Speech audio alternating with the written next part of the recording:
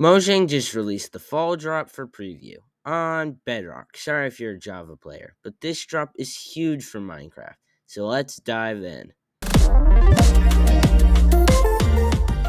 So first up, we have the new copper tools and armor. One little thing about them that really annoys me is in the creative mode inventory on Bedrock, if you look at the tools and armor, they used to be all nice and neat, but now it's just a big mess. But anyway, just so you know, all the copper tools have a good bit more durability than stone, so I won't be covering that for all of them. And for enchantability, if you're wondering, it's even better than diamond for all of them, but still worse than iron.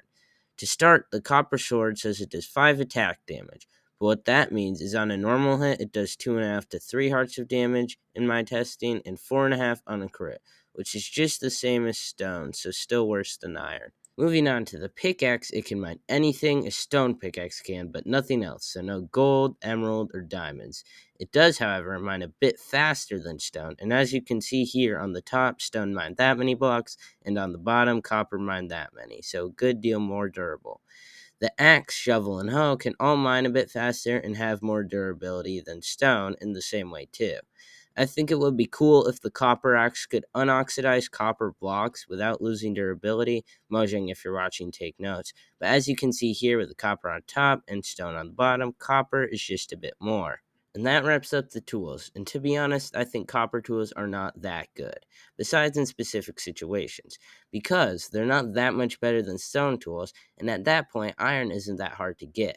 Now, I can see if you're just starting out and you find a copper vein and make some tools, that can be useful, but you have to smelt copper unlike stone tools, and because tools don't take that much iron, you can use your few iron ingots on tools.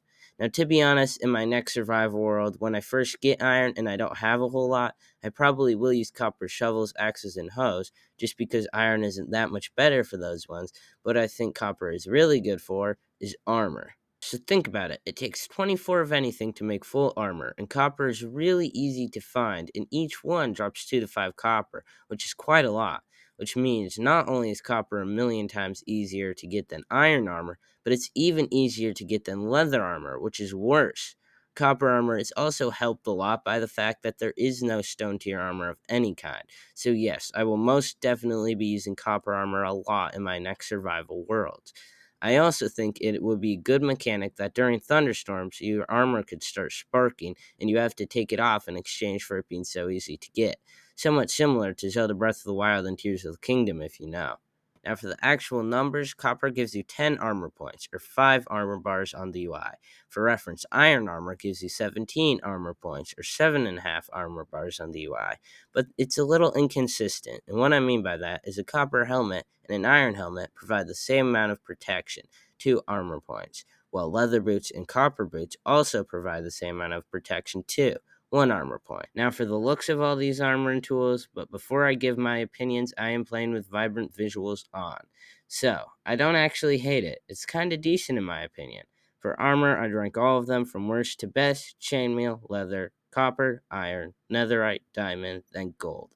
While for tools, the sword is actually my favorite looking sword.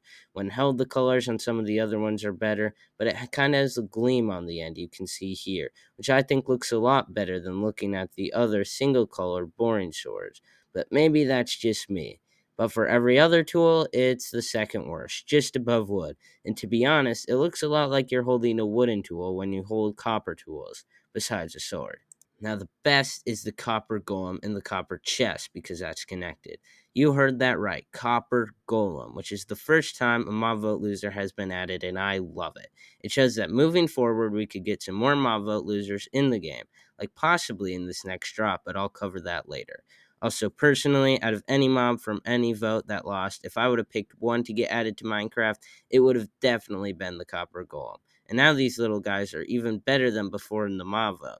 So originally, Mojang said the copper golem would push little copper buttons randomly, but now they organize your items for you, so basically a better lay. How you get one is by placing a copper block and a carved pumpkin or jack-o'-lantern on top, which will make a copper chest and a copper golem at the same oxidation level. And to be honest, it's really easy to get. There seems to be a bug right now because you can axe to reverse oxidation and honeycomb the copper golem, but even without honeycomb, the copper golem will not go down in oxidization, but to be fair, it's still in preview. Now these little adorable guys will take anything you put in a copper chest and try to put it in an empty chest or a chest with the same items already in it. They will detect any chest or copper chest 8 blocks up and down or 32 blocks from side to side. They can hold 16 of a stackable item at a time or one non-stackable item. And yes, it does work with non-stackable items if the same item is already in a chest, but it has to have the exact same enchant. So enchantment books have to be the same enchantment, and tools have to be the same type of tool made out of the same material. So basically, a fully automatic item sorter without any redstone needed. I like how Mojang is adding more animations to their new mobs too. Like, look at this little guy put the blocks in the chest. And I understand why some people don't like all these animations in the new mobs, but there's a reason animation mods are so popular, and I think it makes these mobs and the game in general feel more alive. A few fun facts about the copper golem are that it can't drown. If it's holding a totem of Undyne and you kill it, the totem will activate, which I think is cool. But if you do that, its AI will break and it will no longer open copper or normal chests. And they can climb up and down ladders, but it still will sometimes take them a couple of tries to get up the ladder. Now, for my complaints about the copper golem, of which there are a few, and don't get me wrong, I love it. I just think improving these would make them even better. So what I don't like is that if you have an enchanted tool, the copper golem will only put it in a chest with the same tool with the exact same enchantments down to the level. It also happens with names. It has to be the exact same name, but that I can get behind. This is probably a bug, but a lot of the times if you kill one, it won't drop the item it was holding, which could end up being really bad if not fixed. Lastly, to wrap up my complaints, is the copper golem can only open chests in copper chests. And I just think it would be really cool if the copper golem could interact with barrels, shulker boxes, ender chests, hoppers, dispensers, droppers, furnaces, crafters, trap chests, and things like that. But to go even farther, it would be cool if they could interact with armor stands, jukeboxes, chiseled bookshelves, or even putting organic things in composters to get bone meal.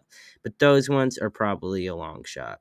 Now, moving on from the copper golem, I will be covering a few little things in the preview.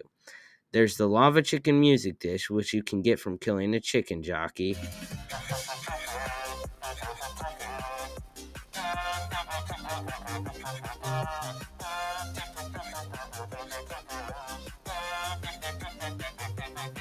Yes, I know this was already on Java's snapshot, but I'm counting it as it's considered part of drop 3. And then there's the copper nugget. In of itself is pretty much useless right now, but you can craft a copper ingot from 9 copper nuggets just like every other nugget.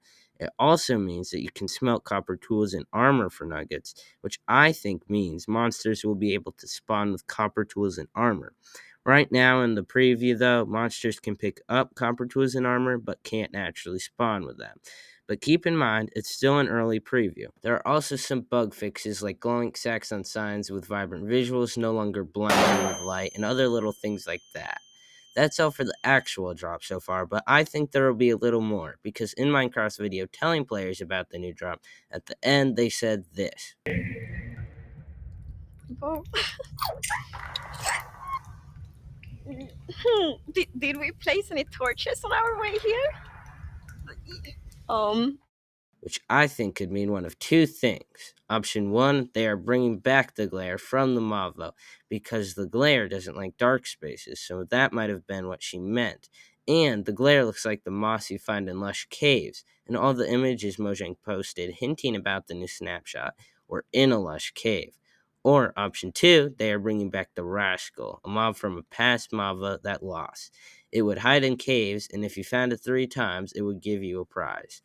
I think it might be this because we know the Rashka likes to hide and it only lives in caves, which are typically dark. So maybe it would only hide or live in general in dark places. So that might be what the torch thing is about. To be honest, it's probably a stretch, but if it's right, I'm an absolute genius. I also have one final prediction. that horses are going to be changed a bit, but that might be for the winter drop, because one leaker said there would be a new saddle crafting recipe and new horse mechanics, and they were right about the first part. Also, Minecraft's official YouTube channel posted this, celebrating Horse's 12th anniversary, which they haven't done with every mob, or let alone horses, every year. Anyhow, that's the end of the video. Thanks for watching it all the way through. Very few people actually do. And stick around for future videos. That's all for now. Bye.